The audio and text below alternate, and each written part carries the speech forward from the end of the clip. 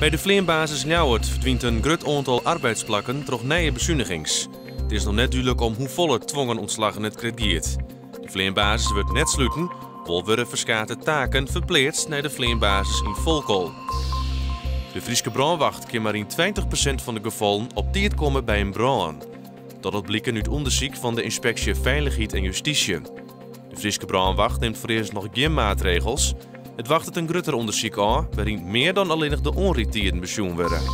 De Ljouwerter gemeente wil dat er duidelijkheid komt over de stuurmachtiging van de lokale omroep Mercurius.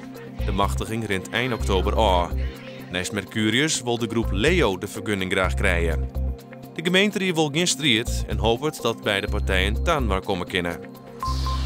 De politie houdt weer extra controles op landbouwverkeer.